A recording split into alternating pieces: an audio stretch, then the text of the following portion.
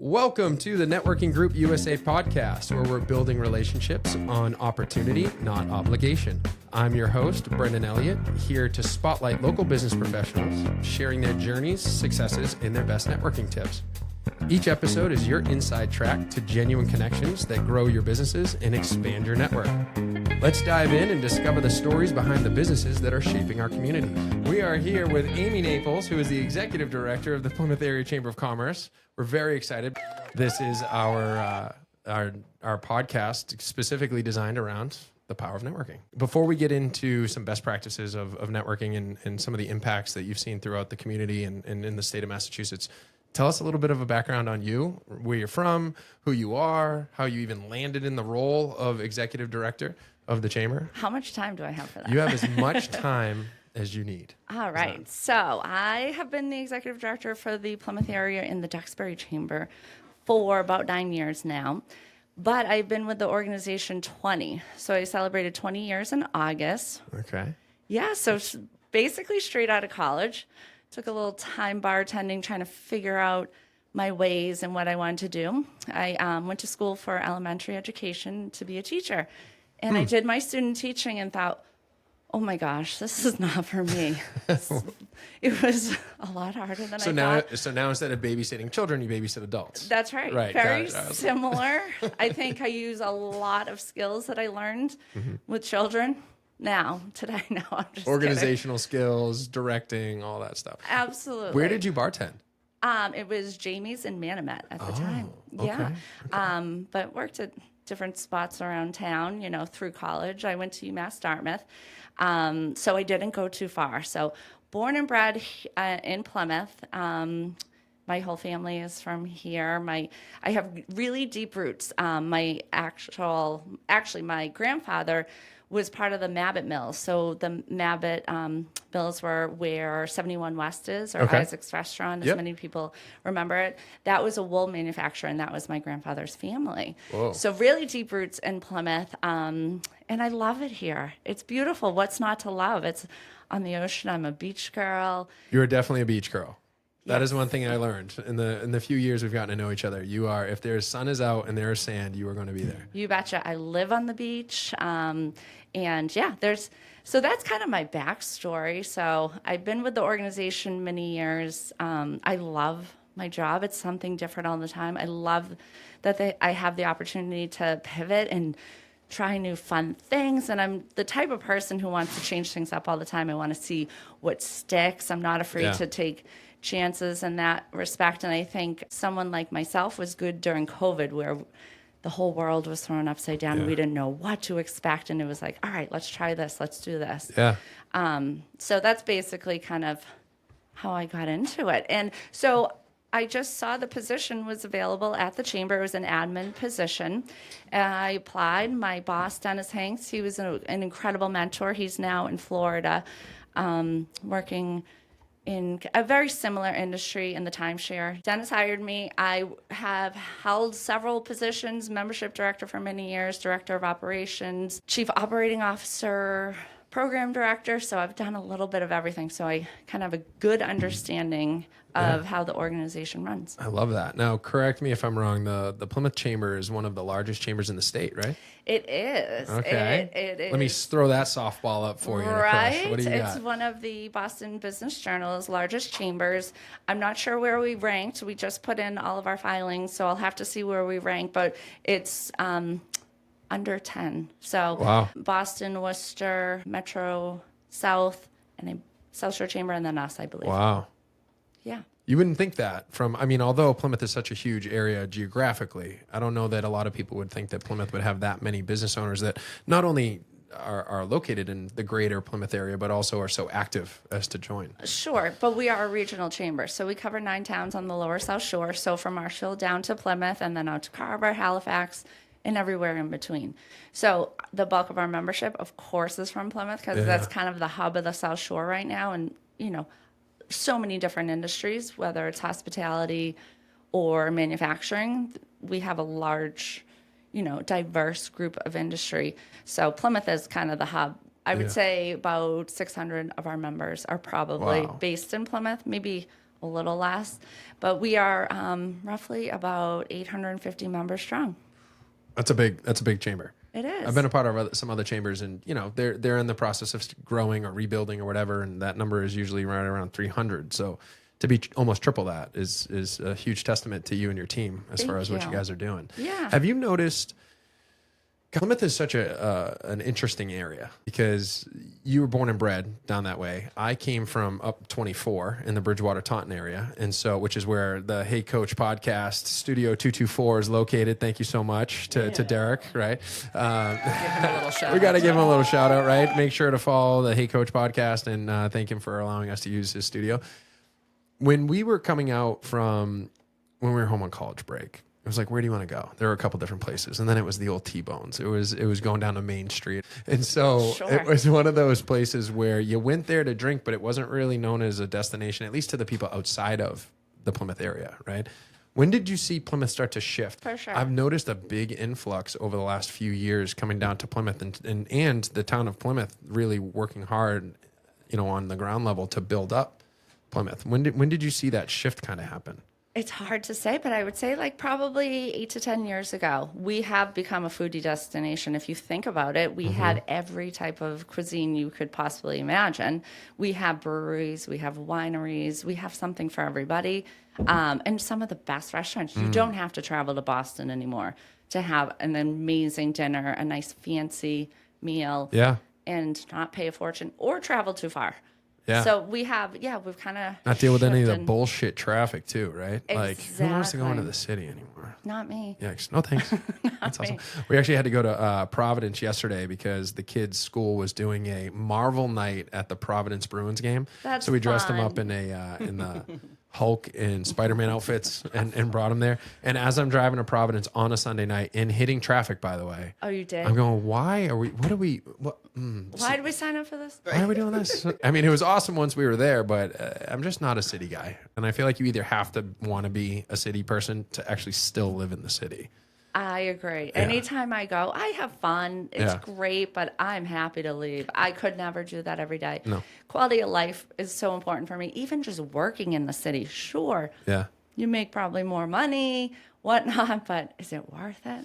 Like my husband commutes to the city every day. It's not fun. He's a stronger man. And you know what? Some people might like that traffic because they give you peace of mind and quiet, right? If you can actually get some kind of quiet commute in there, but... He listens to podcasts. And imagine stuff. That. He'll be listening to this one. This one. All right. That's awesome. Well, shout out to Danny. Yeah. Thanks for letting us have your wife on the call here. All right. So 8 to 10 years ago, you started to see... I think so. I think about that time. Right. Frame. So what was your role 8 to 10 years ago? Were you the executive director 8 to 10 years ago, you think? Yeah. Okay. So about 9 years. 8 or 9 years ago. Yeah. So you go from Plymouth is a popular place that's kind of up and coming.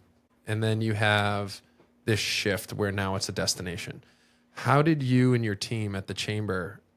What are some of the adjustments? What were some of the moves or different things that you pivoted to in order to embrace that kind of change and movement? So it doesn't happen overnight, as we know. Like, it just doesn't happen. There was so much work and planning going, years and years prior to me becoming executive director. But I was a part of the chamber, being at trade shows, talking about, Plymouth being a great destination, tourism marketing, things like that, opened people's eyes like, oh, this is actually a really good spot. Then 1 or 2 restaurants came in or opened, and then others saw, okay, they're doing well. This is a cool scene. It's a vibrant downtown. There's, a lot going on. And then others, it's the domino effect. Yeah. It just continues to grow from there. Destination marketing is huge. Yeah. Without our tourism and getting people here, those amazing restaurants and retailers, our small businesses wouldn't survive. Right. And it's funny. It's almost like it's coming. I know some parts of Plymouth are technically considered part of the Cape, right? Even though they're not on the other side of the bridge. If you ask my wife, Bourne. Yeah, that whole Buzzards Bay area where they're considered Cape Cod. But if you ever talk to anybody that's on the other side of the bridge, they're like, if you're not on, for sure, don't call anybody on the mainland side called Cape Cod. Yeah, yes. right. So Cape Codders will hold you to that. They'll definitely hold you to that. So it's interesting because I feel like Plymouth is starting to become one of those towns where once tourist season is over, all the people who are here all year round go, oh, thank God. Okay. Right. And they say, and we see this all the time, or we get phone calls like, okay, tourist. In our tourism season, it's much longer than the Cape, Yeah. thankfully, because of Thanksgiving. So we have, our shoulder seasons are much shorter. But yes, we hear that all the time because parking can be an issue. Yeah. People don't like to pay for parking and just kind of like the busyness. Yeah. But I'll tell you, I went out a couple weeks ago on a Saturday night. I drove around and around and around. Yeah. It's still super busy. Yeah, And which there's is people great for the coming from local all business over. owner, which is Yes. fantastic for the local business community, which is awesome. It's just it's all of a sudden once you have property or you have a business in there that you're in there all year round, you start going like you get to be a little spoiled. Oh, for Right? sure. It's not, like I used to be the tourist, and now that we moved Cornerstone to Plymouth, I'm like one of those like, boy, I'd really like to get that parking spot back, or not have to Yes. have a 45-minute wait just to go into the Artisan Pig, which is great for Andrew over there. I mean, talk about another great, younger business owner that's killing it. Open and doing during everything. COVID. I mean, Crazy awesome. And I tried to bring my kids there after something that was going on, and they're like, can we go to Artisan Pig? We want to see Andrew.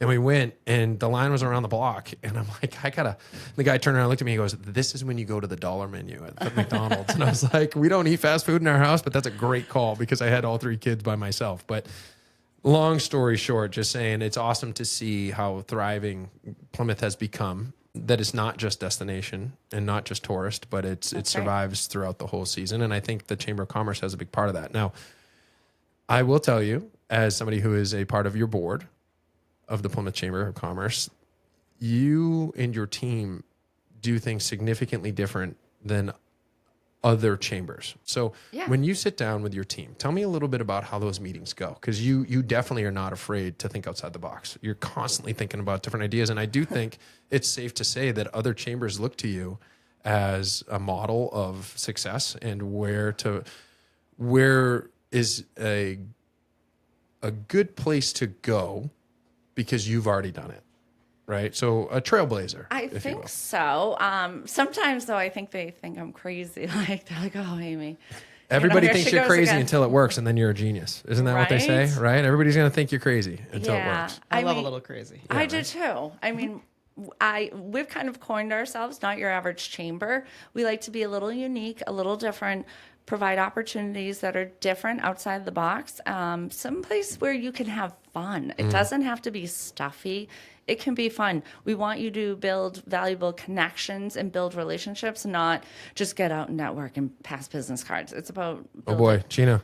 Here we Oh go. boy, The there's business the business card conversation again. Hey, we are Sound 4 bite for for that. 4. We We are. are 4 for 4 on We the don't business like to cards. just pass business cards. I bet you if we were to guess on all of the guests that we will have moving forward, not handing out business cards will be a topic of conversation for everybody. I'm So starting to think if they don't feel that way, they shouldn't be on our podcast. Yes. I'd have to agree with that, to be honest. Yeah, I love that. Sorry, go ahead. I cut you off. So our staff meetings, and so for example, there's an event that I've kind of felt like was stale for many years, and it's Bark in the Park. Yes, it's successful, but it's stale. Okay. We're not really having fun at it. It just seems like we're struggling to get people, not attendees there, but businesses to participate. And I said, this year, this is over. This is the last one. So I have a whole new idea. I've introduced it to our team. Okay. And Is this it you're was hearing very it first well here on the NGU podcast? Are we breaking news here? Or are we not ready for that yet? I think so, because I have shared it with the board, so you may know. So I think I've shared it with the board. Dun, dun, dun. Dun dun dun. So instead of Breaking news. Sorry, go ahead. one of our big features is crowning America's hometown hound. Oh. Which is like a big deal. So one pooch gets crowned every year to represent the town of Plymouth, and it's a big deal. There's over 70,000 people who vote in this contest. Whoa. Right. So more than any local election. That's crazy. That just goes to Isn't show that what, wild? Yeah, that just goes to show how people feel about their pets versus their politicians. Totally. Right? There you go. So that's a huge attraction, something that's exciting, and I think that brings a lot of people to Bark in the Park. Anyway, so I thought of this idea of having a dog fashion show, having local leaders walk adoptable pups or their dogs, and kind of have some vendors. I have a couple of cool spots in mind that are just really outside the box. But and raise funds for local rescue organizations. So if, say, you, Brendan, wanted to walk your pooch, you could make O'Malley, the cornerstone dog? Yes. Okay. O'Malley. Say you want to walk O'Malley on the runway. We'll get a little bandana. We'll work with local businesses to dress your pup. Oh, boy. And you can make a $50, we'll have a bunch of organizations that you can make a donation to. Okay. So that would help raise funds for local organizations. We'll have drinks and just a really cool, different, something very similar to our Dancing with Our Stars, Yes. where people are dying to be a dancer in our Dancing with Our Stars. So I want that for our pop fashion show, whatever we want to call it. And I'll be honest, not to switch gears here, but that Dancing with the Stars, I attended last year for the first time. Whoa. That is quite the event. I mean, It's awesome. It's isn't it? awesome. I can't imagine that even a regular Dancing with the Stars set would be as action-packed with that much energy. I mean, And it feels like you're on the set, right? The lighting, everything. It feels like you're sitting on the set of the real show. I mean, actually having to, when we were prepping for this on the board, it was how are we going to get people to shut up while people are dancing? Because it's actually distracting. That's how much energy is in that room that night. So much energy. Everybody gets all dressed up. People wearing suits and dresses and all that stuff and throwing money around like crazy into buckets to raise money. And I mean, my God, how many years have you been doing the Dancing with the Stars? Oh, man. A long time. No, just a few. Oh, really? Yes, just Okay. a few. And that's amazing because Dancing with the Stars is getting way more popular. So Yes. I'll like tell you the what. actual show. So you guys are going to be And some of the I agree. Bigger some of venue, the maybe. some of the dances were amazing. And you have everyone from people who you can tell don't dance to people that have Oh, yeah. classical training. And it's a lot of times it's the ones that don't have the training that end up winning. Right. And it's just awesome. It's incredible. So you're paired up with a Fred Astaire professional dancer. You learn a 90-second routine and you perform it that night. And you have 10 lessons. So you have to learn that 90-second routine. And I can attest, it's not easy. 90 seconds is a lot longer than some people think. Yes. And you're not breathing the entire time. Yeah, so. right. Well, because how many people were at the last one? There had to have been 1,000 people. No, not 1,000. Come on. No, we It seemed maxed out at 1,000. 450. Oh, okay. Well, then there you go. The because venue of the only- fire. Okay, this is a good conversation because it's exactly what I'm trying to get across. That your chamber, our chamber, is just a little bit different than a sticker on a window, right? And so I would also like to add that the Plymouth Chamber is the official chamber of Networking Group USA, and that is because I'm in Plymouth. And we bought a building, and I said I think it is an absolute perfect opportunity for us to have a great correlating relationship to each other because Partnership. absolutely right. So NGU is a morning meeting, whether we meet on Zoom or we meet in person. There's one seat per profession. It's a little bit more closed networking, right, for people that are looking for that. And the chamber is obviously more of an open meeting type of networking, open networking. And I thought it's just such a good opportunity when your chamber is so vibrant and so energetic. And although you're the largest chamber or one of the top 5 largest chambers, it still feels like you're up and coming. You think so? Right. Absolutely. I mean, you can't go into Dancing with the Stars or the annual meeting, which we're going to talk about a little bit later, net walking, like all these things that are happening and see all these new faces and fresh energy and I mean, you have a luncheon. And there's 75 to 100 people that show up to these luncheons. And you're like, this is usually there's 10, 15, 20 people here and there's 75 that are showing up. And when you walk in, everybody's hugging each other and high-fiving and catching up with the kids and the family. And it's like, oh, this is not just about getting in and passing business cards. This is actually It's not your average chamber. it's not your average chamber. So, Yes. so this is all really what I wanted to do today was to highlight your chamber because it sets such a great example across the board for what a chamber can do and what kind of impact a chamber can have on a local business owner, whether it's an established business or one that's fresh off the press and looking to grow. If you didn't know that the chamber was a resource to you or how to leverage the chamber, which we're going to talk about because we were talking about that off air for a little while, you're missing one of the most valuable tools in the arsenal of growth as a business owner, I think. I think so too. I Right? couldn't agree more. And it's not because I'm sitting here in the position I am. Yeah. I really don't. Like, I just think what I love about my job is the success stories that I have. I have a member who, started out, she's not from here, and she has grown her business like you wouldn't believe in the last 2 years. Like, Wow. I mean, had to hire new staff, like, truly expand her business. Like, just the growth that she's had is incredible, and it's because of the chamber. Like, That's awesome. And it's not about, we provide opportunities. It's what she has done. She has made the most of the membership. She has leveraged opportunities, met people. That's what it's about. We are simply providing opportunities, making connections however we possibly can. And I find great value in that. And I don't think people utilize that service enough where, pick my brain. Yeah. Say, hey, who do you think I could connect with? Could you give an introduction? I mean, I'm happy to do that at any time. I'm happy to meet, You're like with my multiple personal people. directory.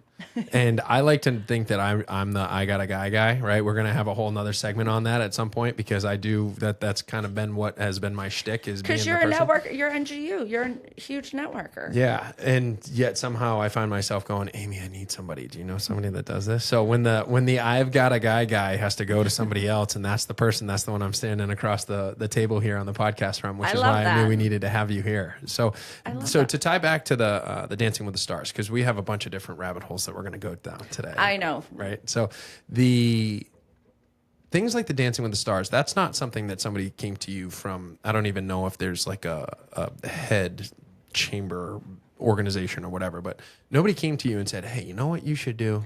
So actually, someone did come to us. Oh, okay. It was Casey and Forrest from the owners of Fred Astaire. Okay. They came to us and said, I have this idea. They had this idea because they were a recipient of the Plymouth One Fund. So during COVID, we established the Plymouth One Fund, which is expanded to the Plymouth Area One Fund. This was established before there was any federal aid, any PPP loans. There was nothing in place. Within weeks, we put this together. We had already a 501c3 foundation in place, so it was very easy to transfer that. Met with our accountants. Within days, we had everything up and running. We then worked with this group who were doing fundraising on their own, Mass for Meds, and it was a core group of great people in town that were just trying to fundraise money for mass, for healthcare workers. That kind of demand, they kind of fell short for that. They thought, okay, let's transfer this over to the business community. How can we do something? So we all worked together on an event during COVID called Coachella. We had local performers perform in their living rooms. Yeah. Me and Costa Haviles were on set at PAC TV filming live, and we asked for money that night. We actually, our website broke. We raised $75,000. Bob and Meg at the time, who was working for us, were calling people back. It was just like a hotline of accepting donations. So we raised in like 4 hours $75,000. So that was on a Friday night. On Monday, we distributed all of them to businesses. We created an application. Businesses applied. We were able to distribute the majority of the money. One of them was Fred Astaire. Okay. They said, we're a close contact business. We're never going to be able to survive this. So they were a recipient. They said our doors would be shut, unfortunately. But so we want to give back however we can. So thanks to you, let's do something like this. So we're going to donate all the dancers' time, and we will fundraise for the Plymouth Area One Fund. Wow. So that's how it all got started, thanks to Casey and Forrest. And it's a legacy that's still... Yeah, it's not slowing down. It isn't. I just received an application yesterday from a business that has had an unforeseen hardship. Oh, okay. And they need help. I thought you were going to say for dancers. I was like, wow, okay. Oh, but for dancers, no, that's not slowing down. Yeah. People have grand ideas like having all the winners compete Oh, eventually. Yes, like okay. an all-stars. Yes. And Yeah, gonna like a say an Survivor Yes. All-Star. Yeah. Well, I'm a big Dancing with the Stars junkie. So Are you yes. really? Oh, then you Really? I would Gina not have has pictured to come that. this year. I already have Christmas tickets to go see it in January. That Really? is amazing. Oh, of course. Of course. Wow. Derek Okay, you Hough learn last year. something new every day. Imagine Well, that's why that. I'm like, when is this event? 'Cause, Yeah. No, it's really cool. She's coming. Yeah, Yes. no. coming. It'll Yes. be good. We'll have an NGU It's table. in March, so Yeah, that's yeah. awesome. I will make I'll sure, clear the Gina, you date. save the date. Thank Yep. you. Very cool. They have the judges and everything. Here's the hard part about the judges, though. We're all friends, right? And I'm always like, man, you need like a Simon Cowell up there, like one person that's not afraid to be That mean. would be a Derek Hough. So I will say we usually do. We usually have a professional So Tony Dovolani has been there many years. He was on Dancing with the Stars. the Oh, actual- okay. He sounds like the real deal. Yes, and unfortunately, I think he was filming something with J Lo Oh, last year, oh, and he that's couldn't it? leave. No big Oh, deal. geez. So that's why we did not have. So last year was the first year it was like we didn't have a true professional kind of call it. So, some of the things that you do with the community outreach and to bring awareness to the local business owners, like you just did your seals, where Yes. local business owners. I'm still kicking myself for not getting one. I know. It would be great to have a painted seal out in front of the Those new are very Cornerstone cool. building. I was in Plymouth recently. Thank very cool. you. And then Oh, you had the oyster shell, and then you had the lobsters, right? So your Yes. shell, So this is our seals. third year. So Third public art next display. year we haven't decided what the molds So are gonna next be? year we'll hold off. They're out for like 2.5 years. Oh, It is a very big undertaking. This year wasn't quite as difficult because Kevin Hood yeah. and his team stepped up and helped install them. Previous years, it was me, Bob, and my dad basically installing them all, laying the concrete pads. So this year was really a breeze, to be honest. But Shout out to Kevin Hood from Hood Construction, who Yes. is a staple in the Plymouth community. I mean, that guy, he just won the Phyllis Hughes Award. That's awesome. So Kevin Hood and Hood Construction, they helped undertake. So again, back to the community yeah, so that is of all course, grown through the chamber, right? You have all of a sudden this guy who runs this big, huge, I don't want to say multi-million, but I can only imagine, right? Because he's got 38 trucks out on the road that he does very well. But he is the first guy to raise his hand. And it's because of people like that that make up the chamber. Yes. Which is why I think even as big as you are and for as long as you've been around, it still feels like you're on the up and coming. I always say it's not the chamber, it's the people who make it. Honestly, it's our members. Yes, we work hard. We love what we do. We try to provide cool opportunities. We try to give back to the community in various ways, whether it's the public art display or our waterfront festival, what other community events. But it's the people that volunteer. Yeah. We're a small but mighty staff.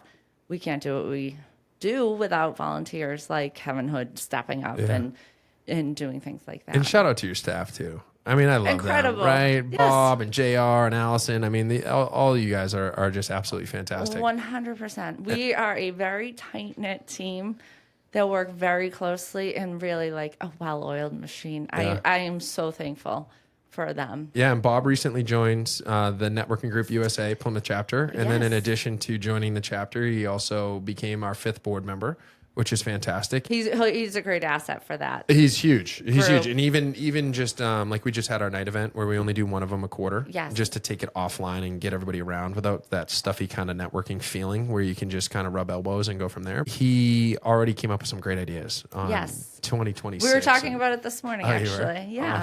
Awesome. It was cool to see, right? Because obviously that Plymouth NGU needed to be rehabbed a little bit and it's still growing. But a year and a half ago, there were only 6 members in the group and now we're at 26.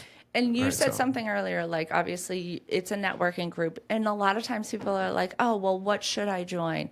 Join both. Yeah. They are both super valuable because you're meeting a core group of people who are kind of your boots on the ground networking Mm-hmm. for you.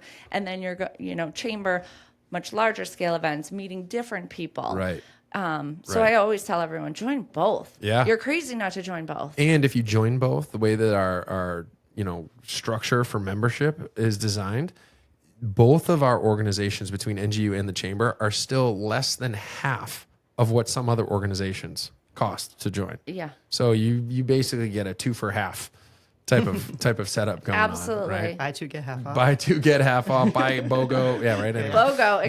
BOGO, right? One of those. I think the Plymouth chapter is going to Eventually take over the number one spot. I mean, we'll get there. We might have to change leadership at the top, but we'll see. Everybody gets just when that happens, it goes up from there. So wait, who's the leader? No, I'm just kidding. Yeah, it's a strapping Just young kidding. gentleman. Yes. I would like to say that the fun part about the chamber is that it embodies what you think of when you think of Plymouth. Because to your point, Cool vibes. cool vibes. It's exciting to be there. It's not there just to check off a box that I need to vibrant. be there to do there. It is vibrant. It is up and again, it's so weird to say it's up and coming because it's also America's hometown, right? And so that chamber's obviously been there for a very long time. 76 years. 76 years. That's amazing. To still have I'd like to tell a lot of people that in business, turnover is one of the number one things that will kill your business, right? If you can't build and retain. But in networking, a lot of times turnover is the only way that you can survive Yeah. because it prevents that stagnant, right? At least in the more closed networking, that's more, I think, apparent where if you have the same people over and over showing up every 2 You're weeks a little and you're like, bored. we've known each other for 3 years. But when you have I'm referring 800 members, business. you must always be meeting someone new. Yes. It's different all the time. But more so is it wasn't until I joined the board that we get that new member list every time we get together for the board, whether it's once a month or every other month. And I'm like, my God, this many people joined just last month? That's crazy. That's some chambers' entire year's worth of new membership. And you got it all in a month. And I think that ties back to when people come and check it out, they go, oh. And I will say something huge that has happened for us in terms of membership is social media. Yeah. We have a ton of fun on it. We show kind of our personalities, we show our events, and we get, 15 people a month reach out to us inquiring about membership, which is great. That tool is just incredible for us.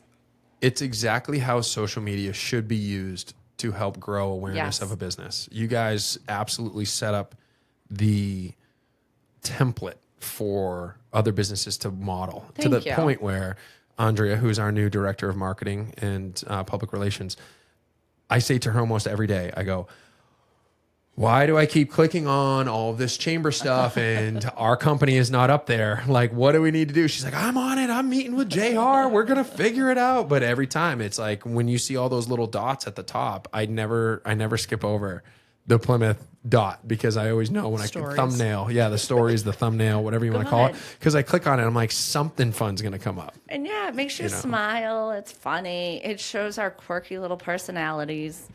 And we are quirky. You're a little quirky. We're Yeah. good there. But don't you love that? Love it. Love it. Yeah. And so if you don't mind, I'm going to take a second just to share my own experience with your chamber. Yeah. Okay. Unfortunately, I was in a different type of growth mindset where I had tied in more with that closed networking. I wanted to have boots on the ground. I wanted to be able to, build that one-on-one relationship a little bit more closely. And I was not leveraging the opportunity that the chambers offered, right? So when I first moved the company to Plymouth, which, by the way, best move I've ever did, best move I've ever made, to the point where when we moved in Plymouth, I went, I should have been here the whole time. Oh, I love And that. so, and I think a big part of it was because I got so involved in the chamber, but unfortunately, as I continue the story, it wasn't right off the rip, right? But That's okay. You got there. we got here, right? Yeah. It was one of those situations where I moved the business to Plymouth. I mean, just looking out at the ocean does something for your soul Oh, 100%. instead of getting off of a highway and just having pavement I have to everywhere. look at the ocean every day. Oh, boo-hoo. Right? do. No, I mean, that's awesome for you. That is something that most people, Therapeutic. right? It's very It therapeutic. is very therapeutic. It's good. Again, I don't know how else to say it. My mom moved out of Rochester, right, which is more woodland farmland, and Which moved is into beautiful. Plymouth. And it's just, I tell her all the time, like, this is just good for your soul. She overlooks Long Beach, right? Yes. And I go, this is so good for you, And so when we moved the business to Plymouth, I'm like, all right, we got to join the chamber because we're a local business and we need to have the little decal on our window, or else you're kind of, oh, you're not part of the chamber. But I was not utilizing it correctly. And when we were sitting down with our staff after our first year there, I said, where are opportunities to grow and to really infiltrate the community and get our name out there? And I kept looking at the chamber, and I'm like, for some reason, something just kept like poking at me, going, "You're not using this right. You You're got to get spending involved." money. You've invested in it. Why aren't you doing anything with And it? I right? think because it's so affordable Yeah, it's that I kind of $300 a year. I passed it off to the side, right? If I had and invested, maybe that's why. Yes. if I invested $3,000, I'm going, well, now I have to make it work. I But when know. it's $300, it's like, all right, I'm gonna throw the check for $300 so I can get the little decal just so that I can use it on Shows my I'm Facebook. a good supporter of the community. Sure. Right. And I made a commitment as we were doing our annual plan this was a few years ago, for whatever year that was. And you guys were having your annual meeting. And I didn't even know who the guest speaker was. I just was like, all right, I'm going to go to this because I said I was going to. And I showed up, and you and I had met a few years prior Yeah. when NGU was coming into Plymouth. And so I walked up, I like tapped you on the shoulder, people. right? And so you're like, hey, what's up? Oh my God, have so much fun. So I just sat down at this table, and you guys had not only just a great meeting, very well organized, very well run, very informative, but then you had the CEO of Life is Good get up there and speak. And I was completely floored. And at that moment, I looked around and I was like, and I said this to the woman Barbara, who runs the Red Cross locally, on Friday when we had coffee. I said, I showed up to that annual meeting not knowing what to expect. And the camaraderie amongst the tables, or the people going across the room to when they locked eyes and they had to get up and go and hug and handshake and laugh. And I went, oh, it's need to be not part of that. It's not the sticker. It's those relationships that all of these people have that I don't have yet. Yeah. So I'm not going to be able to have those relationships unless I get more involved. And what I get out of it is what I put into it is really what I'm going to get out of it. And then the Life is Good guy stood up. And I'm a big, super positive, energetic kind of guy. I was like, I am nobody compared to this guy. Right. I mean, He not puts even bank anybody account, to shame. not even bank account wise, just power of positive thinking. I was like, holy, just commanded the entire room, but in such a way, and was unafraid to get up and do rock, paper, scissors. And Kim and I will always have a bond because she didn't know how to do it. So I taught her how to do rock, paper, scissors. And then I walked around with moving her. around the room, and Unbelievable. And then Kim ended up going all the way up to she made it to the semifinals out of all those people. And every time we were high-fiving and doing all this stuff. It was unbelievable. So now anytime we see Kim, we're like, hey, what's up? And it was from that one lunch. I love that. And then after that, I came back to the office, and my staff looked at me and they were like, how was it? Yeah, because you expected to be like, oh, another boring lunch. No I offense. literally said this. I said, I am never going to miss another chamber event ever again. And we have been missing this by a mile.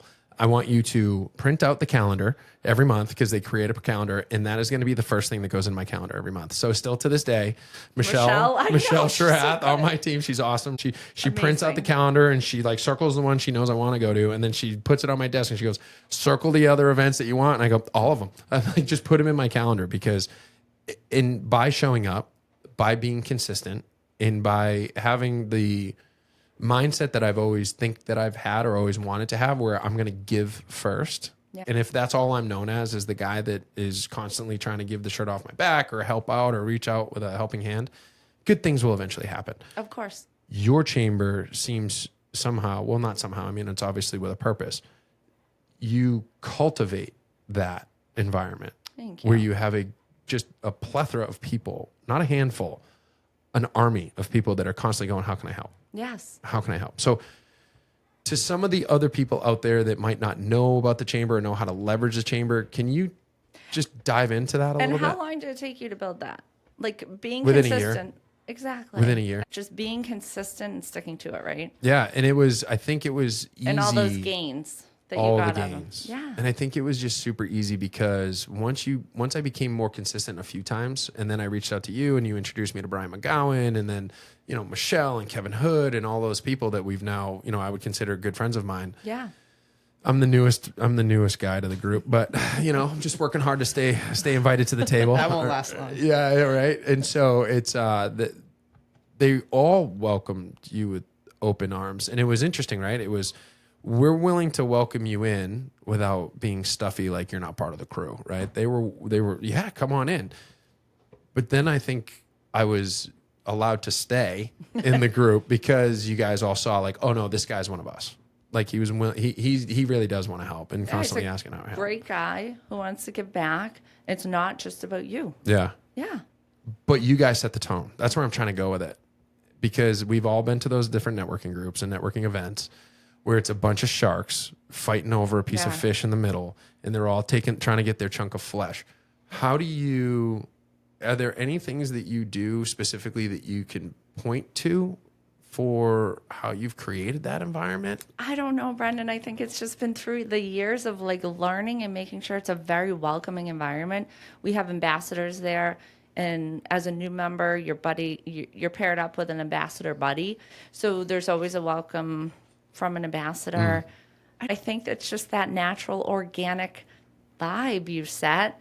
Yeah. And, you're not stuffy. You're just, hey, what's going on? Friendly and social. Sure. And that cultivates, right? Yeah. I think it's all organic, though. I don't think I did anything specifically like, I'm going to do this, and I want to make sure every networking event, and then it starts from the top. So it starts from me, and then it has to trickle down to the staff. If I sat in my office and didn't do anything, my staff would probably do the same. Yeah. I'm not afraid to roll my sleeves up. I do what I would never ask somebody on my team to do something I wouldn't do. Yeah. Oh, well, I think that's pretty clear. That's pretty clear. And I think, you've seen that. Yeah, I think just that vibe, you got to just like put it out there. I agree that it comes from the top. And I think one of the things to give you a little bit more credit for what your chamber does is you've surrounded yourselves with some really good people. Yeah. Your ambassadors, the board of directors. The board are fantastic. So I think that if you were to hold a gun to my head and say, why is the Plymouth Chamber as vibrant as it is? It's the people. I think you're It's our very board good at ambassador. picking the people. I think you've done a very good Thank job. you. Your team has done a very good job, from an executive team all the way down to your ambassadors, of picking and putting the right people in place and identifying talent for what to Yes. keep the culture and move the culture moving forward. Yeah. I think you guys have done a really good job for that. And that, that could change significantly if the board changed, right? It could switch things up a ton. I'll tell you, when I first started, there wasn't a single construction boot in the boardroom. Really? It was all suits. It was What do you say? mainly men. Yeah. It wasn't a representation of our organization. And looking around the boardroom now, you see a restaurant owner, you see a retail shop owner, Nonprofit. nonprofit. It is very well represented of who we represent. Yeah. And that is so important because everyone needs a voice at the table. Right. All Right. industries. So it's changed significantly. And I will say, you're absolutely right. It starts from the board. When you have a boutique, like locally yours, Yes. right? They come in and she's there and she's always raising her hand and coming up with great ideas and Totally. she could be the furthest thing from a banker. Yes. And know. she brings such great value. Stevie Keith, a plumber, Love Stevie Keith. a veteran. Yeah. He represents so many different types of background. Just right? ran the big food drive that we did, right? Which is Exactly. fantastic. So you provide the opportunity, but the other half of it is people have to show up. Yes. And so It's like a gym membership. I say this all the time. When I meet with a prospective member, I say, you're not going to join the gym and just lose weight, right? Or bulk up or whatever you want to do by joining the gym. You have to go. You have to be engaged. You got to put the work in. Yes, maybe you'll get some referrals. Yeah.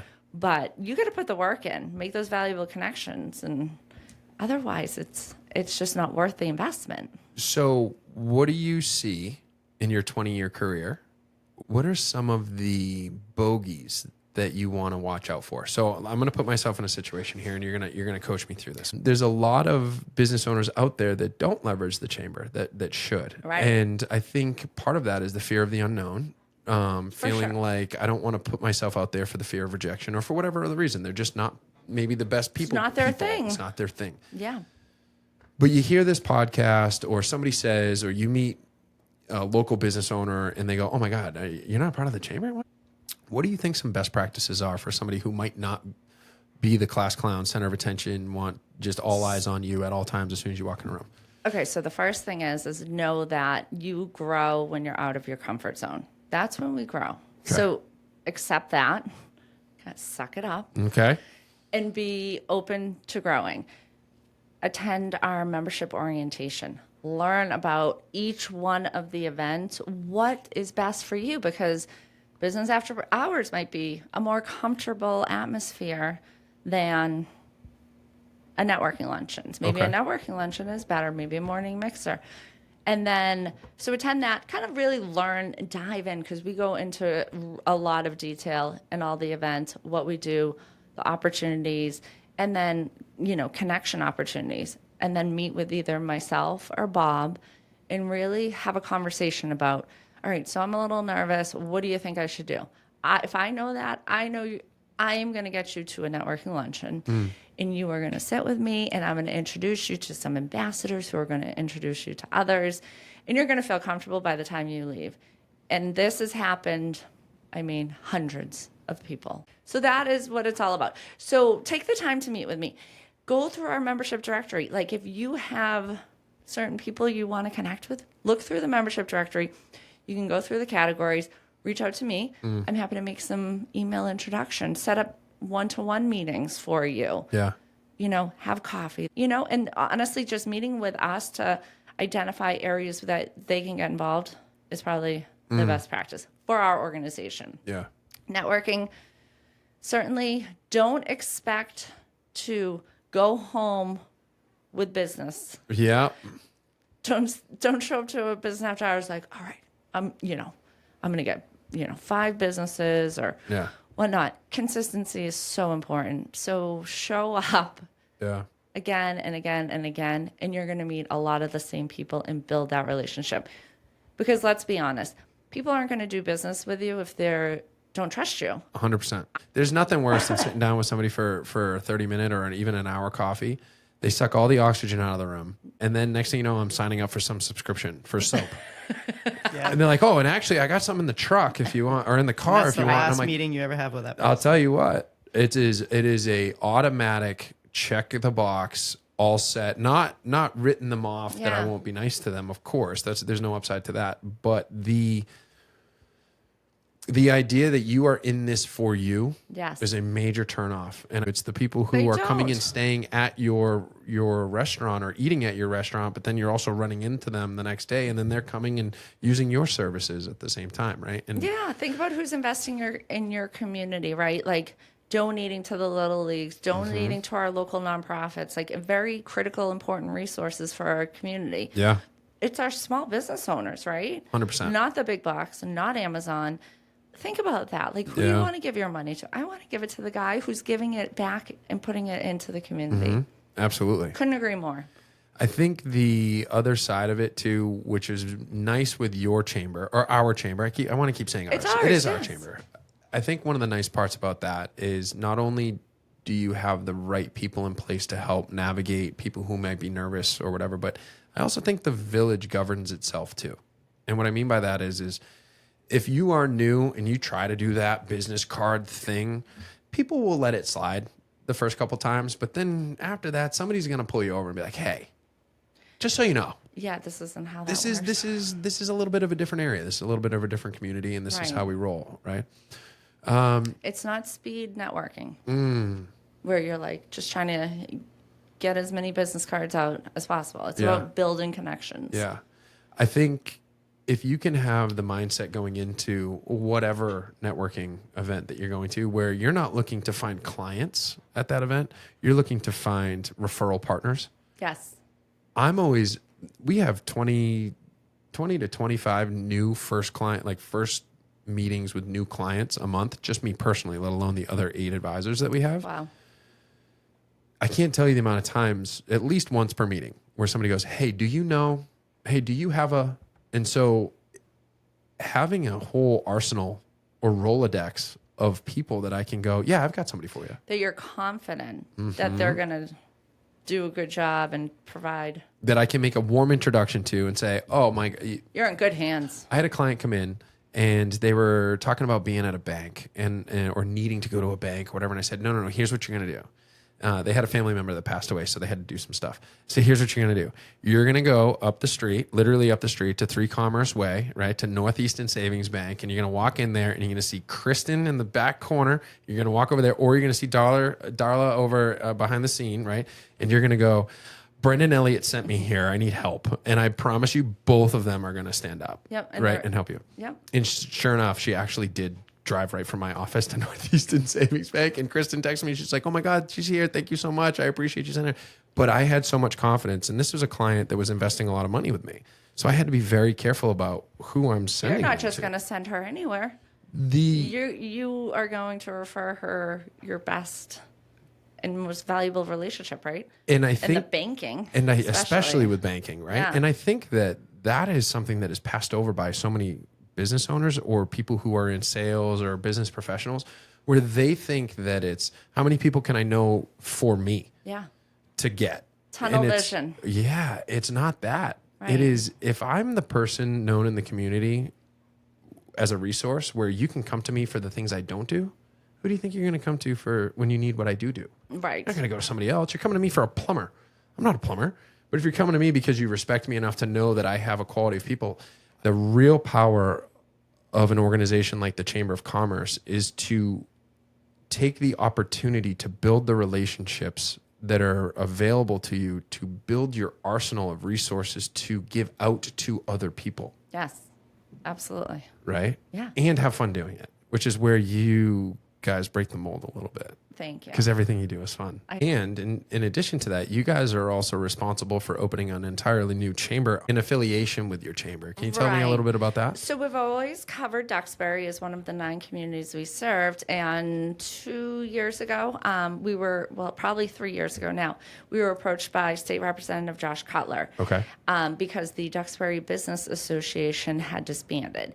So they said, we need something homegrown, we need something small, just something to provide to our Duxbury businesses. I fought it. I said, Josh, we cover Duxbury. We are already doing Don't that. reinvent the wheel, right? Yeah, I don't understand. So we went back and forth quite a bit. We had several meetings. I met with our board. And at the end of the day, our leadership is incredible. And they said, what do you think? And I was finally at the point where I was like, you know what? This could work. Really? I see great value in it and potentially growing the organization with other communities, serving them in a smaller manner, like maybe Pembroke or, there's a Marshfield Chamber, but maybe Pembroke, maybe Halifax, in just smaller capacities. So we launched the Duxbury Chamber. We had an advisory board that oversees that organization. It's just an arm of the Plymouth Area Chamber. We offer really different benefits. So social media, marketing opportunities, that is really the big benefit of our Duxbury members. It's very small. Our goal is to get to 100 members this year. So we're very close to that. So we're probably like 85, 90 members. And that's pretty good considering it's a very small community. Right. No one was familiar with the Duxbury Chamber. It's a brand new organization. People are like, do I want to take the risk and try it? And to the other side of that coin, sorry to cut you off. No. Some people don't want 900 people. Exactly. So there's, 25 or 30 people at an event versus 80 or 100. Yeah, which is awesome too. Yeah, so it is awesome. So we have had a lot of ribbon cutting celebrations.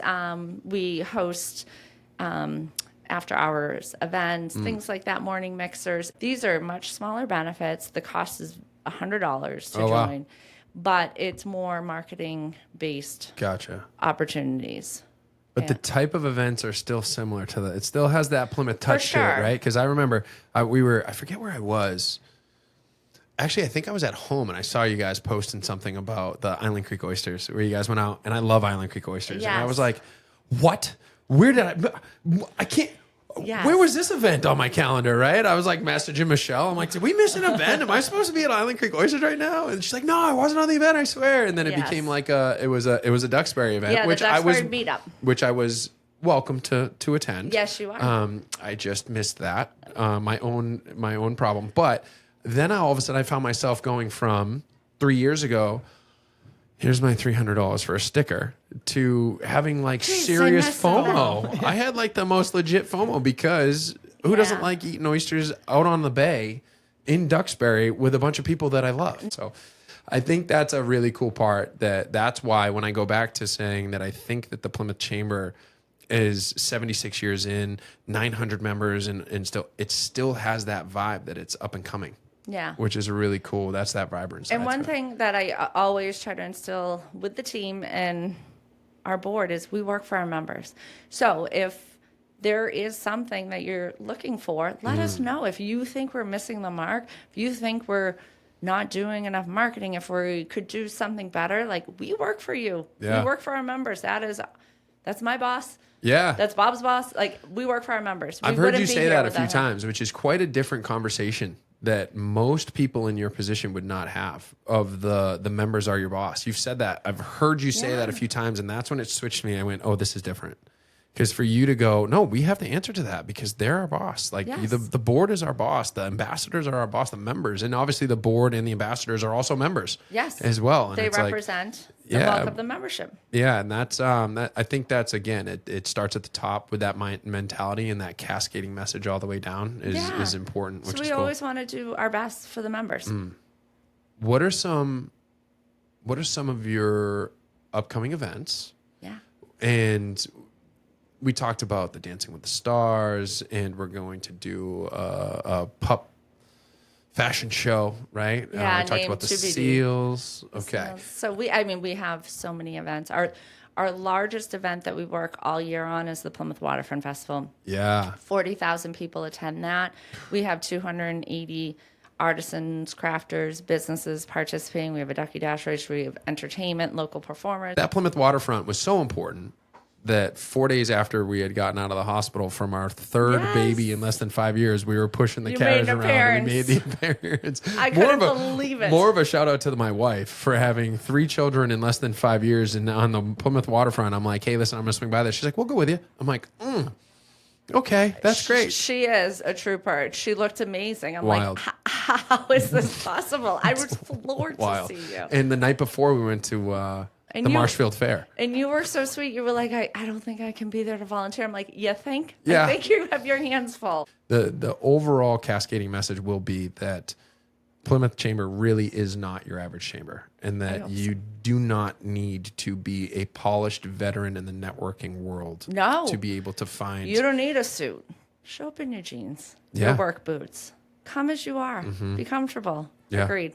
Sounds Absolutely. like you can learn how to network as well. Yes, which exactly. is quite nice. Yeah, for sure. And I think that's why the Plymouth Chamber and Networking Group USA have such a good relationship, because that was always what I wanted when we first started NGU. Was on our old website, we had the Statue of Liberty on the homepage, and it wasn't by accident. It was not quite bring us your hungry, bring us your poor, right? But it was definitely I don't want you to feel like you can only network with us, or you're only welcome if you're some polished salesperson that has 15 years of advanced sales training in your back pocket. Yeah. We wanted you to come in if you were stayed at home with the kids, and then once they went off to school, you said, you know what, I'm not going to go back to corporate America. I'm going to become an entrepreneur. I just don't know where to start. Somebody said networking. My friend brought me here. I'm so nervous. I don't know. And then we wrap our arms around you and say, we will teach you instead of shun you. That has always been the baseline of NGU, and that's why our tagline is, which you've already kind of said a couple times, building relationships through opportunity, not obligation. I love that. And that's what it's all about. What I found with the Plymouth Chamber. And that core value, though, of everyone's able to participate regardless. If you're a small entrepreneur, we have a couple of women who come to our net walking because they have kids. Yeah. And you know what? They're working from home. So they're able to take the stroller, network, put the baby in the stroller, and walk and talk and all that. Typical networking events, you may get some looks if you got a baby on your hip. Yeah. Especially because usually there's cash bar there, so that gets that gets They're dicey, the ones that right? need to be there. I know. No kidding, right? And then also the affordability is very important to me. So there's a lot of times where we may not make a lot of money, or we may break even, but I want it to be affordable. I want everybody, like our golf tournament is at a private country club. It's expensive. Yeah.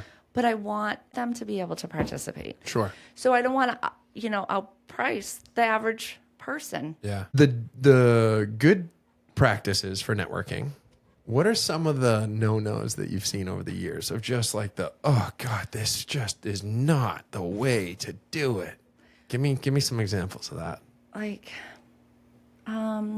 get the hint. Be self-aware. Okay. If the conversation has ended, move it along. Sometimes that can be like that lingering, uncomfortable, like, oh, jeez. Yeah. I want everyone to feel comfortable, but like work the room. Yeah. You don't need to be attached to that one person all Right. night that you've kind of already. Yeah. Don't make it all about you. Okay. Learn about the other person. Learning how to network the right way is definitely an acquired skill. For sure. Right? I don't think it's something that is ingrained in you or something that unless you're taught it. I just think you have to get in and be consistent and learn and observe.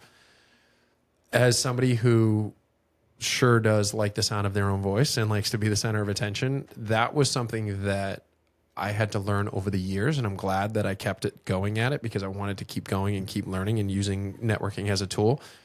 Yes. So what are some of the new what are some of the events that are coming up that you're excited to talk about? So we have our annual Toys for Tots holiday party. That is kind of one of our biggest parties of the year. It's our, technically our business after hours, but in a very different, fun, casual setting, no name tags type of situation. We will have a band this year. It is at a new location, G Pub. Nice. And Santa, of course, will be there. We just asked you to bring an unwrapped toy for a local family in need. All those toys will be distributed within the days after of hosting this to the local families. And we certainly know there's such a huge demand this year. Yeah. And not enough happening to fulfill it. So that event, it is incredible, the amount of toys that are brought to that. We usually have like 150 people come out, so it is really great networking, a ton of fun. And I think that's a good opportunity if you were thinking of joining the chamber or thinking of visiting an event. What's easier than showing up with an unwrapped toy?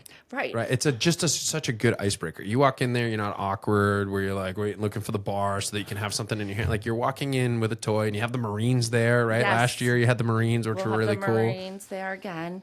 It was really cool to see how many people showed up. Again, that same camaraderie, but it does have a little bit of a different vibe. Yeah. Because it's more about giving and it's less. Yeah, it's more about giving, very holiday. Yeah. People come dressed up and it's just a very more social. Yeah. Less networking, more social. But in those environments, that's usually where the most networking is done. 100%. Yeah. I You love never that. know who you're going to meet. That's what I tell everybody Doing a for good the thing. events. Yes. While you're doing a good thing. Yes. Exactly. So it's good for your soul. It feels good. And you don't have to be awkward because you're showing up with a toy. Even if you just showed up, donated the toy and ducked. Yeah. But you wouldn't want to because you're going to see the environment in there and everybody's saying hi and you walk in the door, whether they're. Fun. Yeah, for sure. Yes. What else? Okay, so that's in December. That is in what else you got December. going on? Then, of course, we'll have our typical other events. We have some holiday strolls where we are meeting up, very similar to our cash mobs, meeting up and mobbing some businesses. So Hold on. part of our support local initiatives. Yeah, I was going to say, hold on, because not everybody does a cash mob. Yeah, so That was something that I didn't know what that was until you were there. So tell me a little bit about So that. a cash mob is really just to spotlight a local small business.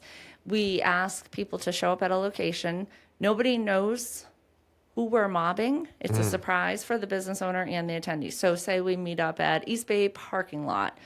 And then we say, all right, guys, we ready to go mob a business? We have expectations that you're going to spend some money at that business. Yeah. About $5, what have you. A lot of people spend more. Around the holidays, it's a good opportunity because then you can get some shopping done, do a little networking. So this is great. So that's our cash mobs. That was established pre-COVID and just a way to spotlight businesses and ring the register. And typically we've kind of selected businesses where we know they could use the boost. I was just going to say that.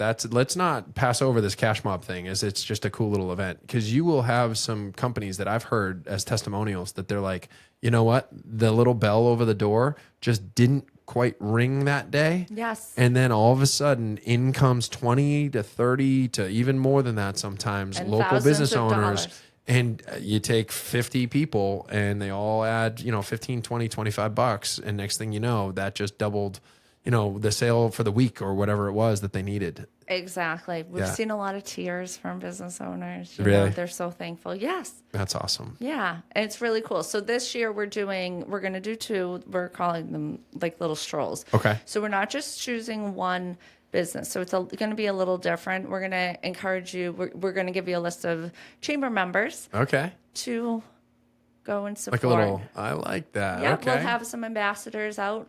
It's not a scavenger hunt, but it's it's like A a, little Christmas stroll. So the Christmas businesses stroll. will know that we are hosting these. Okay. Maybe have some little bites or yeah. sips in the store. So it's not something quite to as get- much of a surprise as the mob. Exactly. But it's still, It's part of our support local initiatives. That's so important, especially during the time of year where people are spending excess amount of money. Let's keep it here locally. Absolutely. So having these fun little events hopefully encourage and inspires others to support local. so that's in December. After the holidays, we're going to be rearing up for our annual meeting. That's one of our largest events of the year. We usually have between 350 to 400 attendees.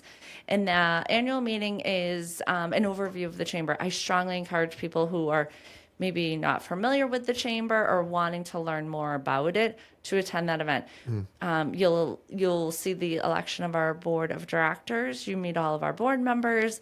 We have a keynote speaker at it to be determined. Last year's To be determined. I always try to find someone who's going to be inspiring to the whole audience. Last year Last year was amazing. she was great. Lots of great tips. Unbelievable tips. Amazing networking tips, the do's and don'ts, what you should do, even just with your out of office away message. And the LinkedIn thing. And the LinkedIn thing. So many little tips. And that's what I really try to hone in and find somebody who is going to speak to the entire audience, not just like a politician, or no offense to a politician Nope, whatsoever, for sure. but it doesn't speak to everybody at I think it's audience. nice that it's been different for my experience with the Plymouth Chamber, that the politicians are actually, the local politicians are active members of your chamber. Yes. You have the Kathy Lenatras and all these people that are showing up, and not only at the ribbon cuttings, but they show up to events. Yeah. And they participate, and you're like,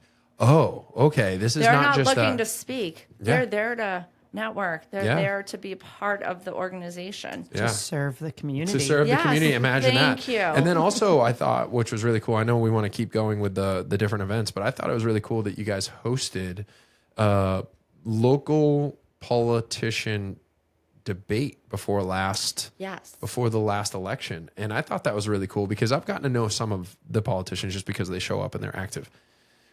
But to have that kind of setup where the two of them stood up, and there were some people that, to be honest with you, probably would have got my vote by default.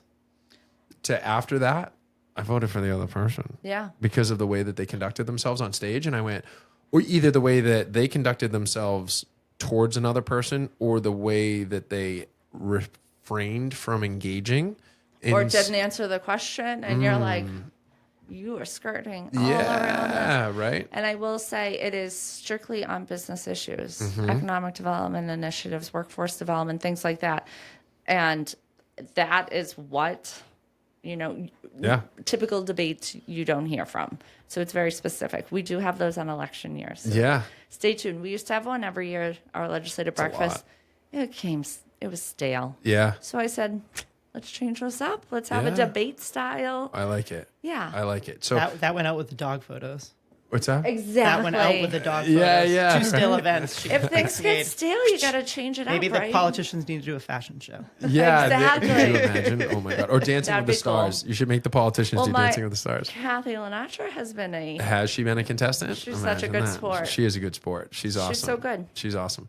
I think okay, so you have Toys for Tots, Yep, and then the strolls, and then you have your annual event. Yep, our annual meeting. So a keynote, we also have the State of the Chamber, where I give an overview of where your investment has gone as a member. Okay. And then initiatives and programs looking ahead. And important other items such as, not in a broad sense, but like where the future of business is going, or what we're seeing, in different advocacy efforts that we've done, which that's probably an area that most people don't know a chamber does, but we are very strong with our advocacy efforts. We talk to our local legislators all the time, make sure they're aware of our legislative priorities in terms of business, pro-business initiatives. There's so many things that come up that could be very detrimental to businesses where we have to get behind or we have to advocate for. And that's one thing that most people don't realize where that investment goes towards. Right.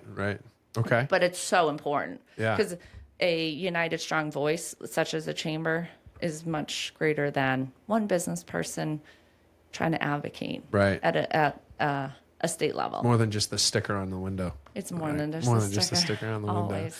window. The annual meeting, like I said, obviously I don't want to repeat it too much, but that was the breaking point for me to go, oh, I'm not utilizing and that's this why correctly. I said, like, I think I encourage everyone Yeah. to go to that. Yeah. I just think exactly what you're saying. I'm not utilizing all of these benefits, and wow, this is happening. Our board of directors is doing this, and this. Like, they're working really hard for my business. Yeah. Yeah. And I think what was cool too is to see how many politicians were in that room that seemed like they genuinely cared. Not only current politicians, but past politicians as well. Right. And luckily I had an opportunity to work with Vinny DiMacedo. Right. And he, if it weren't for that chamber, I never would have, he asked me, because I was a Bridgewater State alum, that him working with Bridgewater State and the Nelson Mandela Foundation. And he asked me to come and speak to a group of like 50 African native politicians and lawyers and doctors and things like that were all over here as part of a mission to learn leadership. And he's like, "Do you want to I need you to do a presentation to them." So never in my wildest dreams would I have thought that I would be giving a presentation for 2 hours to 50 people from Africa, which is incredible, right? What a cool experience. It was a wicked cool experience. And I went in with some kind of idea of what I was going to talk about, but it was 2 hours of just kind of winging it and doing more town hall. Best, right? Well, that's why I don't have any notes on this one. Well, I do. I think it's best because you want to feel that engagement, and then you flow your conversation off of there. I knew that they had been sitting through 2 weeks of lecture. Jeez, 2 weeks. And I was one of the last speakers to come in before the president of the college was coming in to speak. And so he's like, "I just want you to kind of I was almost acting like I was the hype man for the president. Wake up the room. Wake up the room. So I went in with this is what we do. This is my background, right? Grew up from a very working class family. Didn't have the suits in the closet. Yeah. And you can build to this, and this is how we can do it, and this is what we do it here. But also, what do you guys want to know? Like, what do you want to talk about? And we had a very interactive town hall style That's awesome. approach, and it was really cool. And to see the relief on Vinny's face when it went really well, to be like, "That was great. Oh my God, that was fantastic." He had sent me pictures. Did he really? Yeah, Oh boy. He was very proud of you. That's awesome. Vinny is such a great guy. We created an award in his namesake when he retired as our senator. Yeah.